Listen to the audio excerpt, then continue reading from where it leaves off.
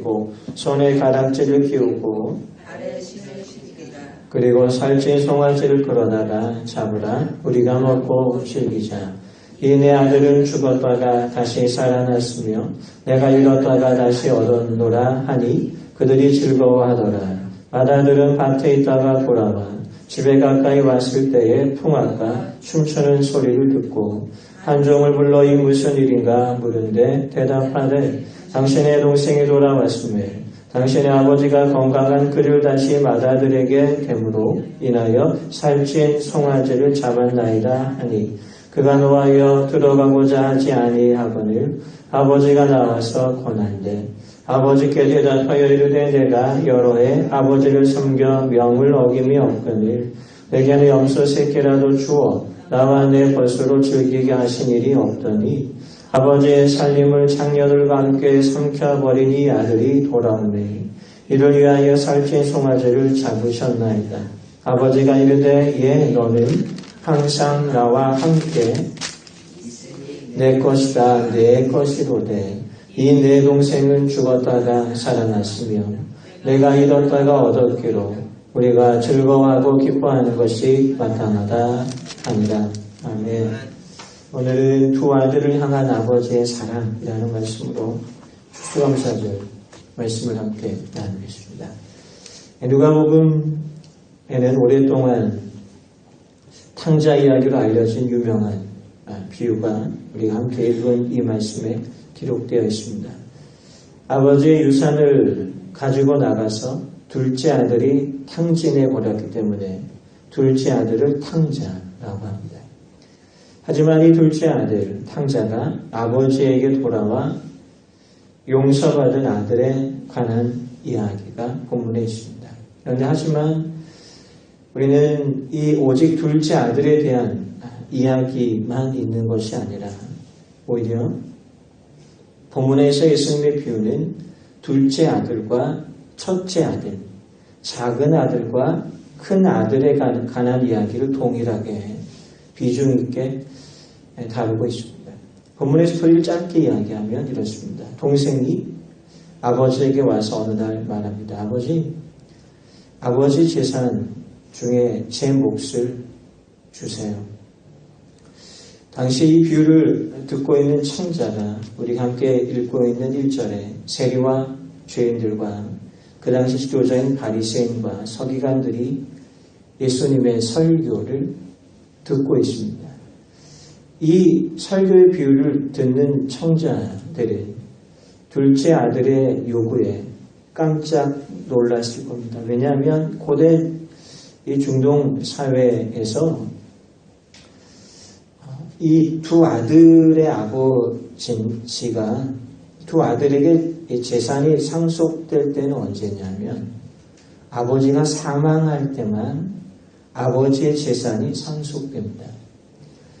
재산의 3분의 2는 장남에게 3분의 1은 작은 아들에게 돌아가게 됩니다.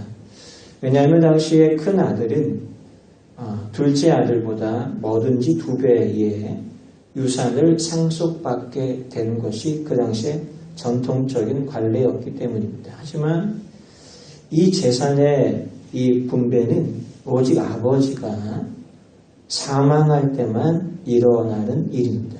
그럼 오늘 본문에서 둘째 아들이 아버지에게 나와서 아버지 저에게 재산을 주세요 라고 10절에서 이야기하는 이 둘째 아들의 요구는 결국 무엇을 이야기하냐면 아버지가 죽었으면 좋겠습니다 라고 말하는 것과 다름이 없는 거예요. 그러니까 예수님의 이 비유의 설교를 듣고 있는 회중은 상당히 충격을 받을 수밖에 없습니다. 그런데 더더욱 큰 충격은 무엇이냐면 둘째 아들의 요구에 대해서 아버지의 대답입니다. 아버지의 행동입니다. 이 시대의 회중들은 아들의 요구에도 놀랐지만 아버지의 행동에 더욱 충격을 받습니다. 결국 아버지는 둘째 아들의 요구대로 자신의 재산을 나눠주고 3분의 2만 남깁니다. 그렇게 둘째 아들은 자신의 몫을 가지고 아버지의 집을 떠납니다. 그리고 그 모든 것을 탕진해 버립니다. 둘째 아들의 삶이 궁핍한 삶이 되고 착취당하고, 그리고 둘째 아들의 삶은 완전히 무너지고, 오늘 본문에 말해보면 돼지 우리 안에 진흙탕에서 지내게 되고, 둘째 아들은 자신이 얼마나 어리석었는지 깨닫게 됩니다. 둘째 아들인 누가복음 15장에서 돼지가 먹는 지염 열매로 배를 채우는 오늘 16절에 있는 이 말씀, 그리고 16절에 있는 말씀을 보면 그가 돼지 먹는 지염 열매로 배를 채우고자 하되 주는 자가 없는지라. 그리고 그는 오늘 본문 17절에서 이에 스스로 돌이켜 이르되 내 아버지에게는 양식이 풍족한 품꾼이 얼마나 많은가. 나는 여기서 주려 죽는구나. 그리고 그는 18절에서 내가 일어나 아버지께 가서 이르기를 아버지 내가 하늘과 아버지께 죄를 지었사오니. 둘째 아들이 아버지로부터 받은 자신의 모든 유산을 다 탕진하고 돼지 우리에서 비참한 인생을 살고 있는 둘째 아들이 결단합니다. 어떤 결단을 하냐면 내가 다시 아버지의 집으로 돌아가야 되겠다. 첫 번째 계획을 세웁니다. 그런데 이 계획은 첫 번째 계획만이 있는 것이 아니라 이 계획에는 두 번째의 계획이 있습니다. 둘째 아들의 두 번째 계획은 무엇이냐면 나는 아버지의 아들로 불릴 가치가 나는 없다. 그러므로 내가 아버지의 집에 갈 때 내가 아버지의 아들로 들어가는 것이 아니라 나는 아버지의 품꾼이 될 것이다. 이렇게 작정하고 그는 계획하고 아버지의 집으로 귀향합니다. 당시 품꾼들은 마을에서 살고 있었고 월급을 받고 있었습니다. 탕자가 실제로 그가 계획하고 있는 것은 내가 아버지에게 진 빚을 내가 갚겠다라는 거예요.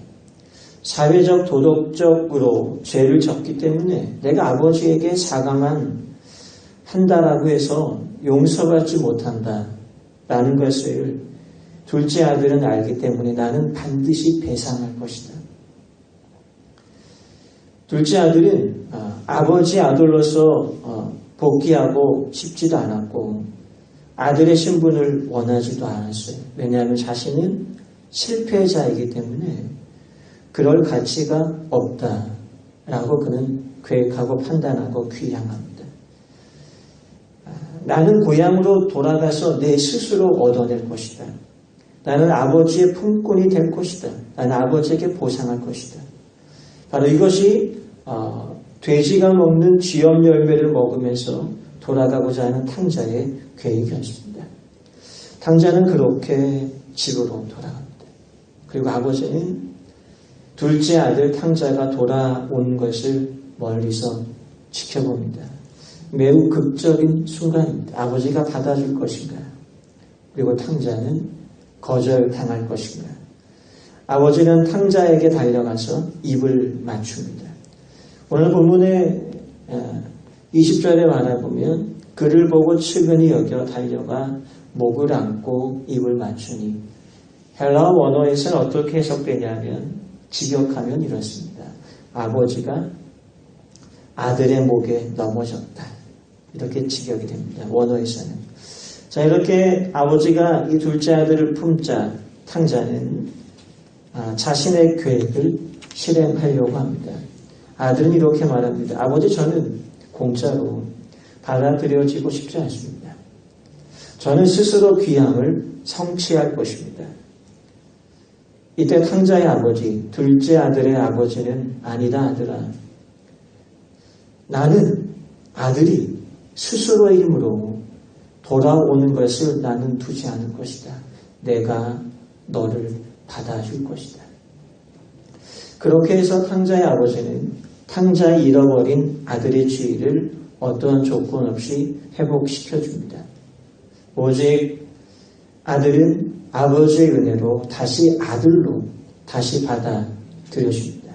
노예도 아니요, 품꾼도 아니요, 오직 아들로 받아들여지고 이 집안에서 엄청난 잔치가 벌어집니다. 잃어버린 아들이 돌아온 날을 기념하기 위해서 엄청난 잔치가 벌어집니다. 어떤 사람은 이 둘째 아들과 같습니다. 하나님께서 주시는 축복은 원하지만 하나님은 원하지 않는 사람이 바로 둘째 아들과 같습니다. 독립을 원하고 내키는 대로 살고 싶어하고 이렇게 살면 행복해질 것이다. 이렇게 믿고 살아가는 사람들이 현대에 많이 있습니다. 이렇게 내키는 대로 살지만 둘째 아들쯤 내가 언젠가 교회로 돌아올 것이다. 이런 마음으로 세상에서 내키는 대로 살아갑니다. 탕자의 비유에서 탕자의 아버지는 누구를 이야기하냐면 하나님을 말합니다. 그래서 우리는 가끔씩 탕자의 비유를 통해서 이런 소리를 듣곤 합니다. 당신이 누구건 어떠한 끔찍한 짓을 저질렀건 간에 당신이 교회로 돌아오기만 하면 하나님이 당신을 받아들이시고 사랑할 겁니다. 오직 은혜로 말입니다. 그래서 우리는 모두 어느 경우에 탕자와 같습니다. 처음 우리가 주님께로 나아올 때 우리가 주님 앞에 이렇게 말합니다. 하나님, 저는 자격이 없습니다. 제가 열심히 노력해서 돈을 번 다음에 제가 교회로 돌아올게요. 하지만 탕자의 아버지는 우리에게 이러한 노력, 이러한 자격지심, 이러한 죄책감 필요 없다라고 이야기합니다. 노력 필요 없어. 그냥 내가 너를 받아들일게. 이것이 탕자의 아버지를 통해서 우리에게 말씀하고 있는 내용입니다. 하나님은 우리를, 저와 여러분들 온전히 하나님의 자녀로 삼기 원하십니다. 오직 예수 그리스도를 통해 우리에게 하나님의 자녀의 신분을 줍니다. 우리가 탕자의 비유를 통해서 분명히 깨달아야 될 구원의 확실한 진리는 무엇이냐면 내가 예수님을 믿는다라고 해서 구원받는 것이 아닙니다. 내가 예수님을 믿을 때 하나님이 우리를 받아주는 거예요. 구원은 공로가 아닙니다. 구원은 자격이 아닙니다. 우리는 흔히 내가 예수를 믿으면 구원받는다 이렇게 여기지만 구원의 깊은 신학을 보면 오늘 탕자의 비유를 보면 어때요? 탕자는 자격을 원합니다. 그러나 탕자의 아버지는 탕자의 자격에 관심이 없습니다. 그냥 내가 너를 받아들이겠다. 예수를 믿으면 내가 너를 받아들이겠다. 이것이 칭의입니다. 구원은 자격이 아닙니다. 오늘 이것을 탕자의 비유를 통하여 우리에게 말씀하고 있습니다.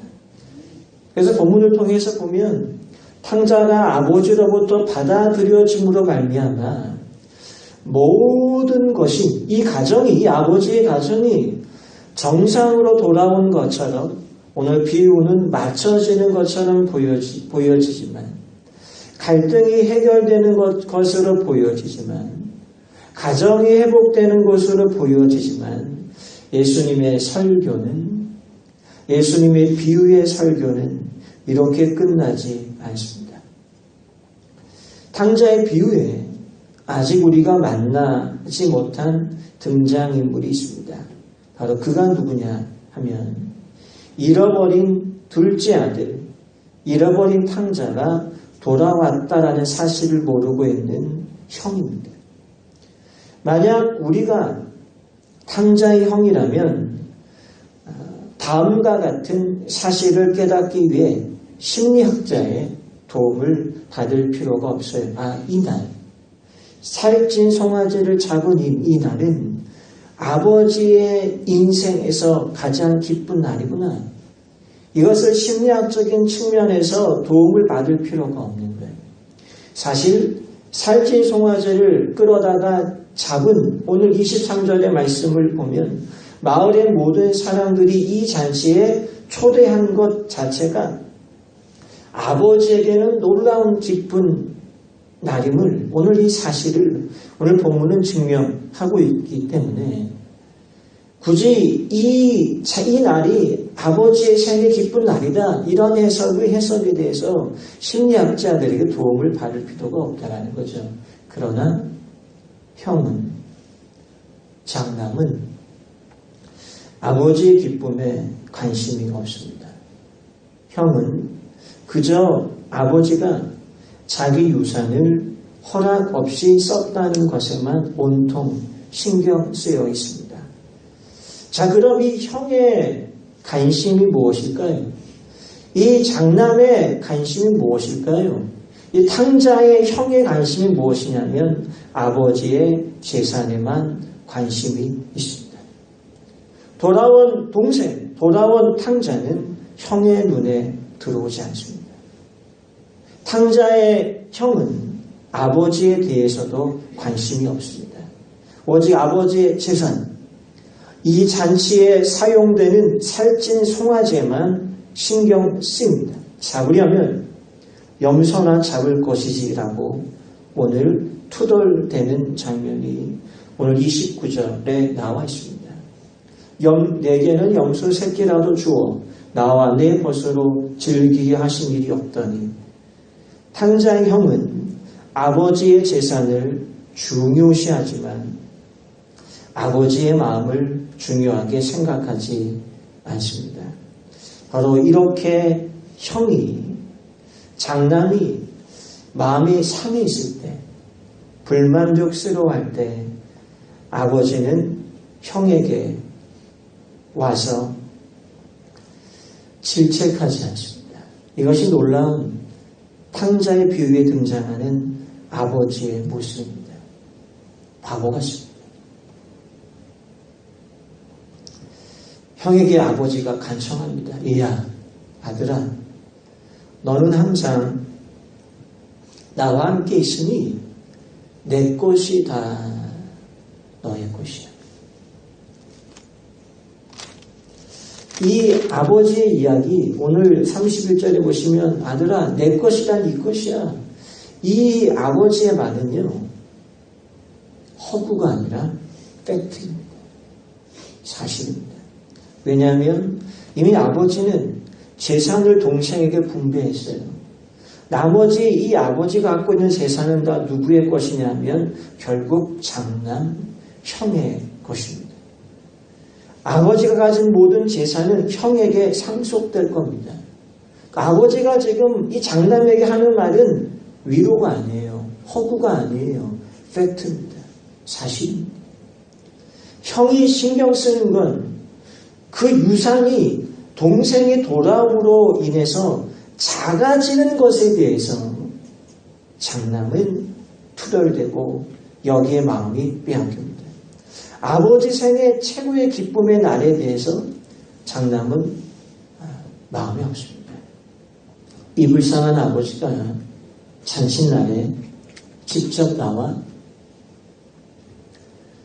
장남에게 간청합니다. 아버지가 간청합니다. 탕자의 비유의 마지막을 보세요. 이렇게 형에게 간청합니다. 얘야, 너의 동생은 죽었다가 살아났으며 내가 잃었다가 얻었기로 우리가 즐거워하고 기뻐하는 것이 마땅하지 않겠니? 아버지가 말합니다. 그러면 저 아버지의 말에 대해서 형이 어떠한 말을 해야 되잖아요. 그런데 예수님은 설교를 여기서 딱 멈춥니다. 더 이상 탕자의 비유의 드라마가 없습니다.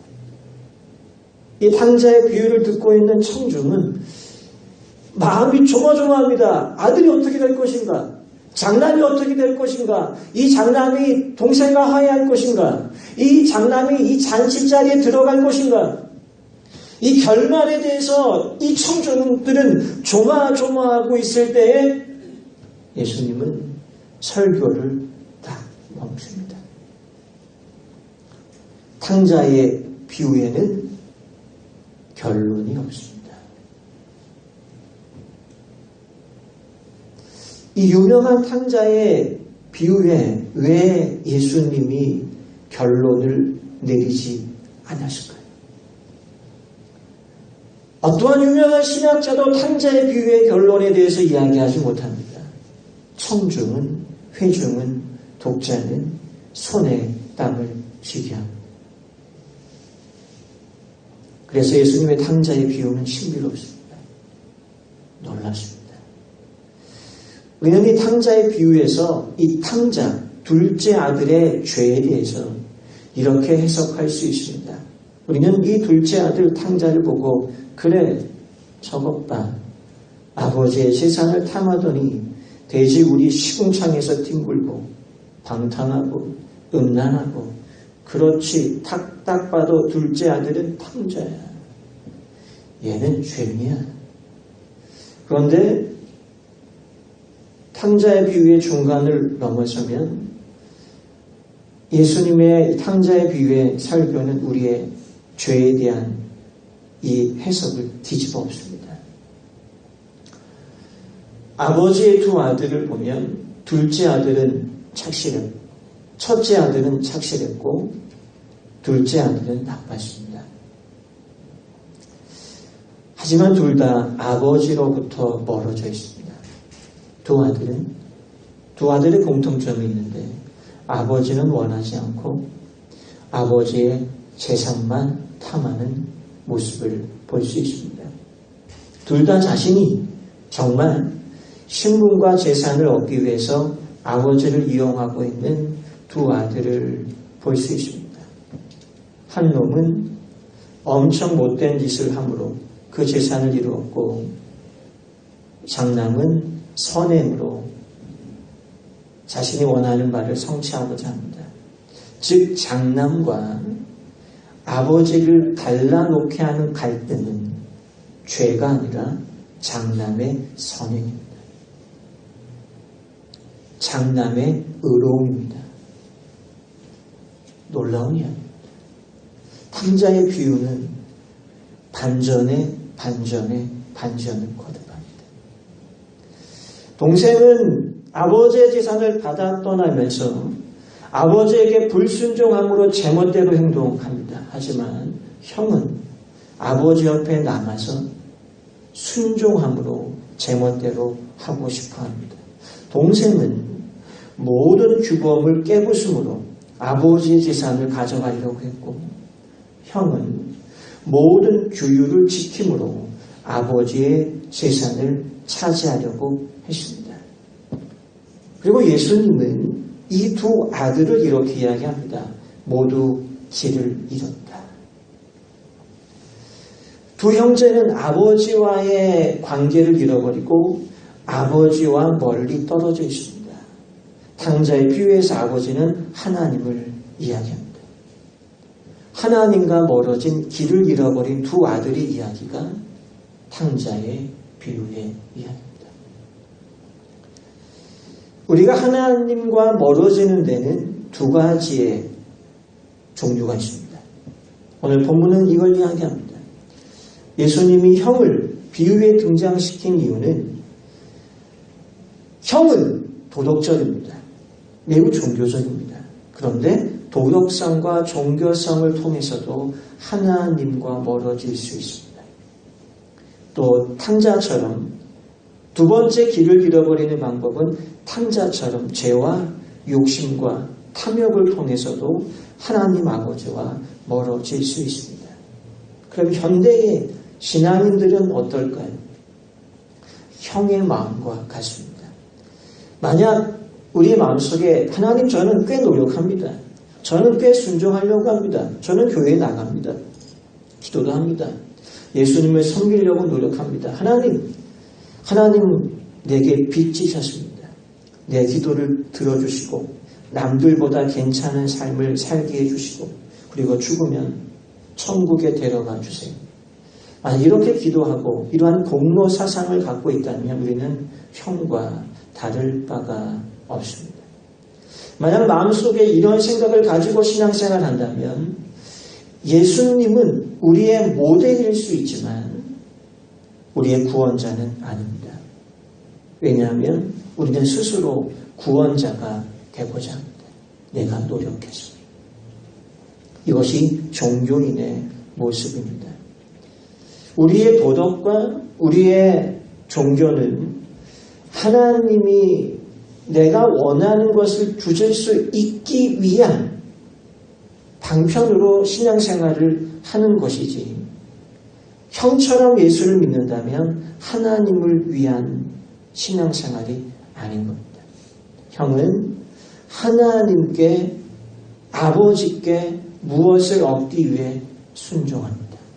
만약 얻어야 할 것을 얻지 못하면 내가 헌신했기 때문에, 내가 공로로 순종했기 때문에 오늘 형처럼 어떻습니까?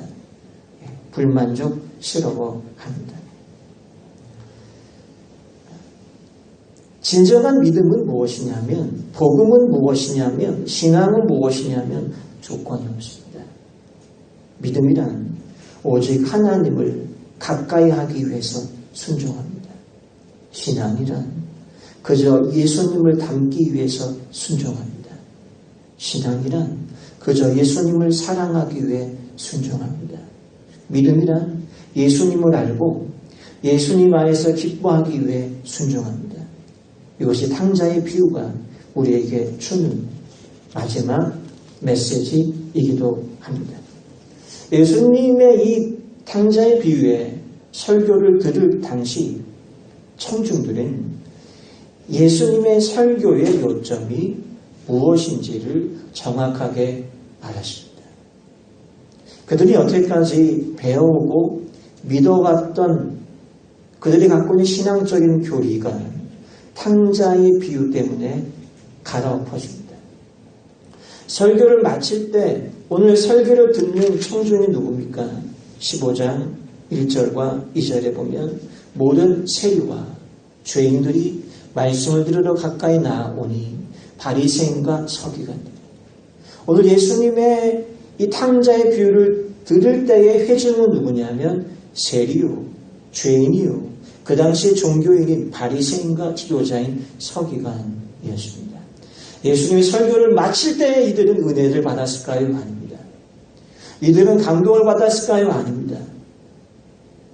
예수님의 설교를 들은 회중은, 청중은 숨이 턱 막혔을 겁니다. 문맥을 살펴보면 예수님의 설교를 들을 때에 두 유형의 청중이 있습니다. 첫 번째 유형은 세리와 죄인입니다. 이 세리와 죄인은 탕자와 같습니다. 탕자와 같은 사람들은 어떤 사람들입니까? 이기적이요, 자기중심적인 사람입니다. 내 마음대로 살 거야. 무엇이든지 내가 옳은 대로 판단해서 내 인생을 내가 찾을 거야. 이것이 세리와 죄인과 탕자와 같은 유형입니다. 그런 바리새인과 서기관의 유형은 어떠한 사람일까요? 형입니다. 매우 도덕적입니다. 매우 종교적입니다. 나는 착하게 살 거야. 나는 노력할 거야. 나는 예배 드릴 거야. 나는 순종할 거야. 난 이렇게 살면 나는 행복할 수 있어. 이 두 부류의 유형은 어때요? 나처럼 살면 된다라는 거예요. 그런데 이때 예수님은 어떻게 이야기합니까? 너희 둘 다 틀렸어. 너희 둘 다 하나님과 멀어지고 있는 거야. 그런데 오늘 예수님의 말씀은 어떻게 이야기합니까? 너희들은 틀렸어. 이렇게 이야기하는 게 아니에요. 아버지께 돌아와라. 심지어 탕자 비유의 마지막에 바보 같은 아버지가 잔치집 밖에 있는 장남에게 와서 얘야 들어가자. 얘야 들어가자. 무엇을 이야기합니까? 돌아와라.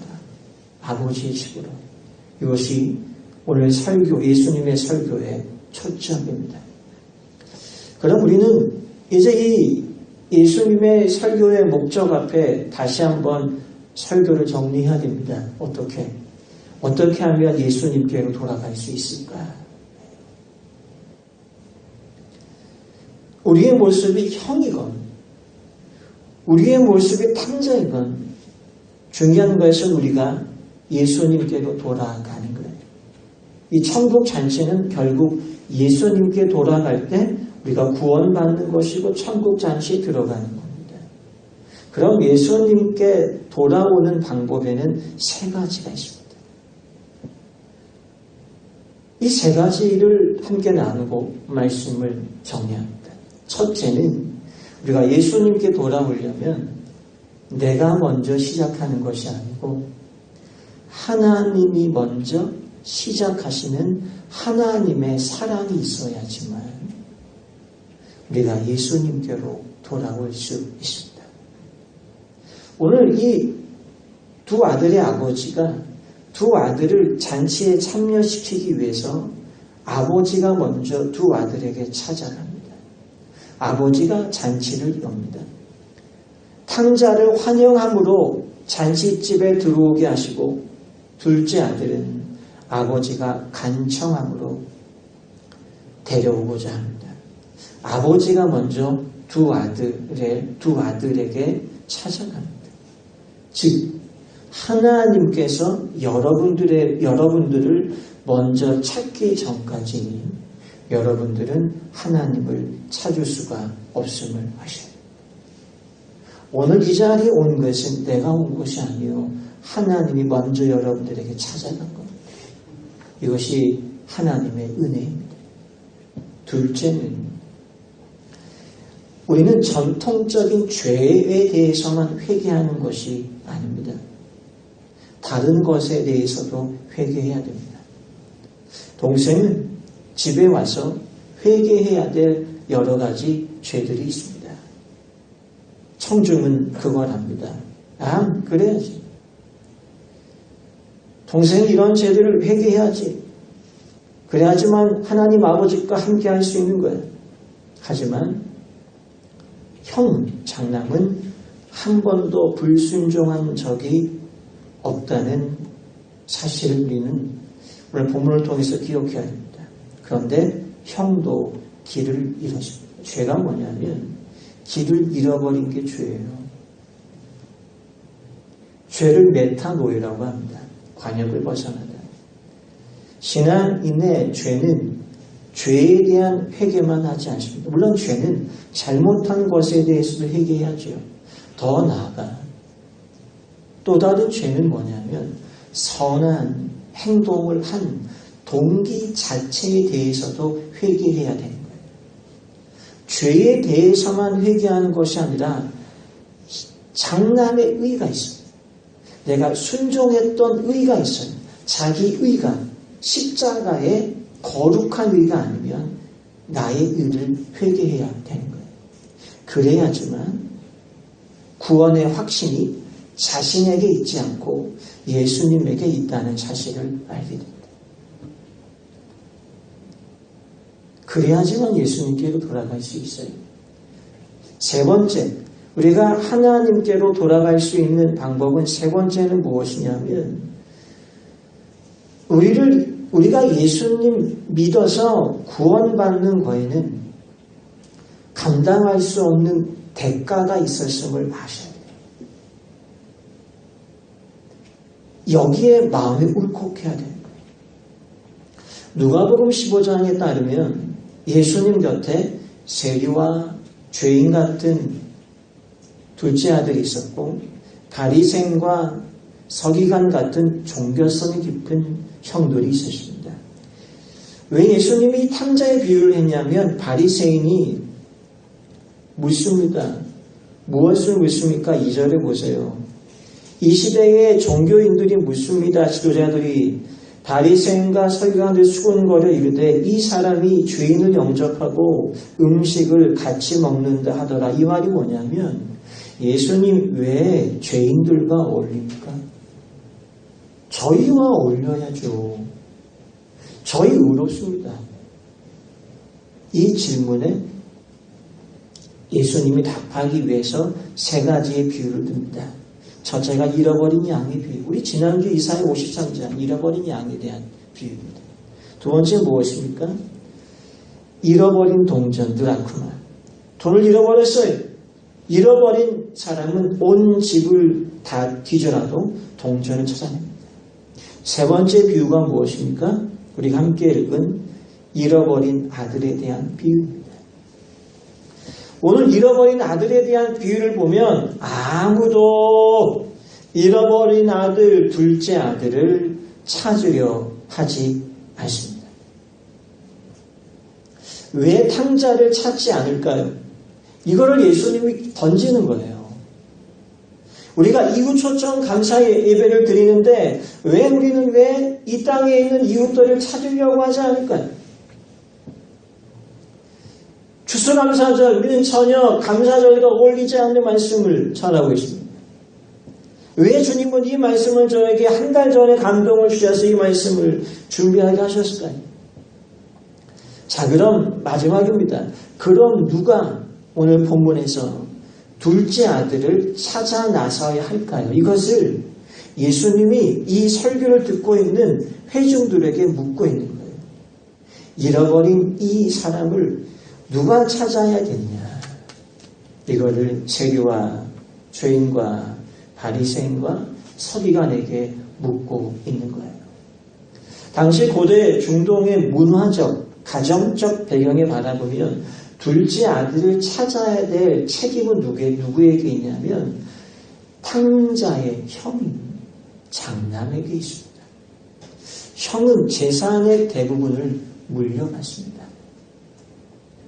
재산을 지켜서 가족을 가족답게 유지해야 하는 책임이 장남에게 있습니다. 선한 장남이라면 아버지, 우리 동생이 집을 나가서 소식이 들려오는데 엉망으로 살고 있대요. 제가 가서 동생을 찾아볼게요. 어떠한 희생이 있어도 제가 동생을 찾아서 집으로 데려오겠습니다. 이것이 형의 모습이어야 합니다. 왜냐하면 아버지가 재산을 분할할 때 이미 동생은 자기의 몫을 챙겨 나갔습니다. 즉 아버지가 지금 갖고 있는 소유한 모든 것은 누구의 거예요? 장남의 것입니다. 동생이 돌아왔습니다. 돌아와서 아버지가 무엇을 줍니까? 이 둘째 아들에게 좋은 옷을 입혀라. 이 둘째 아들에게 반지를 끼워라. 이 둘째 아들을 위해서 살찐 송아지를 잡자. 아버지의 것이지만 또 누구의 것입니까? 형의 소유입니다. 즉 아버지가 동생을 다시 가족으로 복귀시키는 이 비용은 누구 겁니까? 형의 유산으로만 가능합니다. 만약 둘째 아들이 유산을 상속하지 않았다면 형은 자신의 권리를 주장할 수 없어요. 그런데 둘째 아들은 자신의 유산을 갖고 갔기 때문에 형은 저건 내 거요. 아버지 저건 내 거요. 주장할 수 있는 겁니다. 즉 무엇을 이야기합니까? 누군가가 둘째 아들을 아버지의 집으로 복귀시키려면 누군가가 지불해야 됩니다. 공짜가 아닙니다. 그런데 동생 입장에서 보면 뭐예요? 공짜예요. 이거를 성경에서는 뭐라고 합니까? 은혜라고 합니다. 누군가 주님의 은혜를 받으려면 누군가가 희생을 해야 되는 거예요. 그러면 오늘 본문에서 누가 희생하고 있습니까? 형이 엄청난 값을 치르고 있습니다. 엄청난 희생을 형이 감당하고 있습니다. 우리가 오늘 살기 위해서 우리는 본문에 등장하고 있는 진정한 형이 우리의 삶에 필요합니다. 그 사람이 사업장의 동료일 수 있고 직장의 동료일 수 있고 가정의 사람일 수 있고 혈연의 사람일 수 있습니다. 하나님 아버지는 아무 희생 없이 우리를 하나님의 자녀로 데려오시지 않으셨습니다. 우리를 입양하시고 우리를 받아들이시고 우리에게 성령의 인치심에 반지를 주기 위해서는 십자가의 희생이 있었습니다. 이것은 형의 희생이 있어야만 가능했던 본문의 모습과 동일합니다. 그런데 불쌍하게도 이 비유에 등장하는 둘째, 동생은 바리새인 같은 형을 두었습니다. 하지만 우리는 아닙니다. 우리에게는 누가 있습니까? 큰형 같은 예수님이 계십니다. 하나님 아버지를 사랑하고 십자가에서 온전히 순종하신 큰형 같은 예수님이 계십니다. 이 세상에 오셔서 하나님을 마음을 다해 사랑하시고 감사함으로 기도하셨습니다. 이웃을 자기 몸처럼 사랑하시는 분이 예수님이십니다. 예수님은 모든 것을 가지신 분입니다. 좋은 옷, 가문의 반지, 이 모든 것은 예수님의 것입니다. 하지만 예수님의 삶의 마지막에는 무슨 일이 일어났을까요? 예수님은 가장 좋은 옷을 입지 아니하시고 십자가에서 옷이 벗겨집니다. 예수님의 살찐 송아지를 드시기보다 십자가에서 신 포도주를 드셨습니다. 예수님은 영광의 반지 대신 두 손에 못이 바뀌시고 머리에 가시 면류관을 쓰셨습니다. 왜 예수님이 이렇게 희생해야 됩니까? 저와 여러분 때문입니다. 이 모든 것들은 다 너를 위해서 내가 십자가에서 죽는 것입니다. 내가 옷이 벗겨지지 않고서는 너는 새 옷을 입지 못했을 거예요. 내가 가장 좋은 옷과 반지를 주지 않고서는 너는 이 어떤 것도 누리지 못했을 거야. 나의 것이 전부 너의 것이야. 내가 너에게 줄게. 이것이 구원입니다. 구원은 공짜가 아닙니다. 하지만 큰 형 같은 예수님의 믿을 수 없는 희생이 있었기 때문에 우리가 하나님의 자녀가 된 겁니다. 예수님은 우리가 진정한 형을 간절히 바라게 하기 위해서 오늘 예수님은 본문에서 나쁜 형을 등장시킵니다. 장남은 예수님의 구원의 십자가의 희생을 강조하기 위한 등장인물에 지나지 않습니다. 우린 옆 동네에서 우리를 찾아올 형, 우리에게 도움을 줄 사람이 필요한 게 아니라 하늘에서 이 땅까지 오셔서 우리를 구원하시기 위해서 생명의 대가를 치르기 위해서 오신 큰형 같은 예수님을 볼 수 있어야 됩니다. 바로 예수님은 자신의 생명을 내놓으시면서 우리를 하나님의 자녀로 삼으셨고 아버지의 아들로 아버지의 딸들로 삼으셔서 우리를 천국으로 인도하십니다. 십자가에는 예수님의 놀라운 은혜가 있기 때문에 우리는 다 어때요? 빚진 사람입니다. 십자가에서 흘리신 예수님의 사랑은 우리의 독성과 우리의 잘못된 판단과 우리의 죄악에 대한 희생을 직접 지불하신 십자가의 희생을 바라보면서 우리는 아버지의 자녀가 된 겁니다. 우리는 여기에 감사할 수 있어요. 추수감사절 우리가 무엇으로 감사할 수 있겠습니까? 내가 좀 일이 잘 돼서 아닙니다. 우리는 예수님 때문에 감사할 수 있어야 됩니다. 예수님 때문에 천국 잔치에서 기뻐할 수 있어야 됩니다.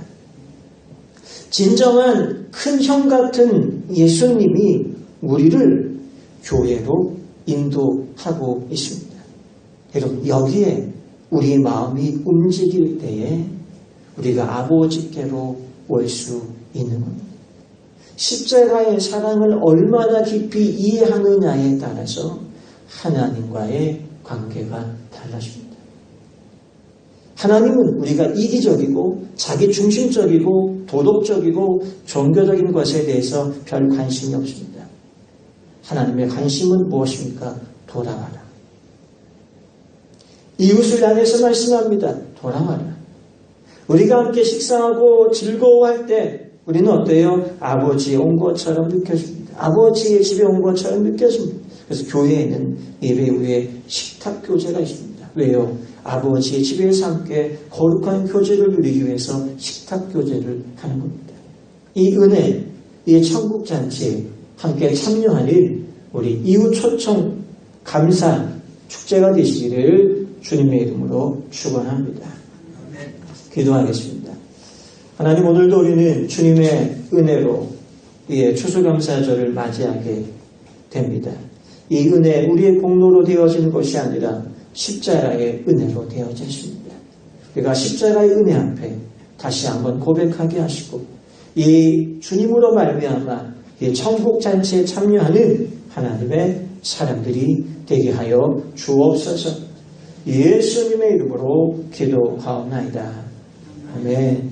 우리 함께 찬양, 우리 감사해요. 깨닫지 못했었는데 부르시고 주신 말씀 붙들고 기도하시고 축도받으심으로 추수감사절 일부 예배를 마치겠습니다.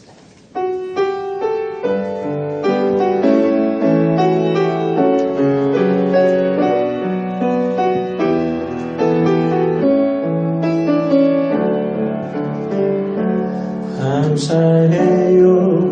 깨닫지 못했었는데 내가 얼마나 소중한 존재라는 걸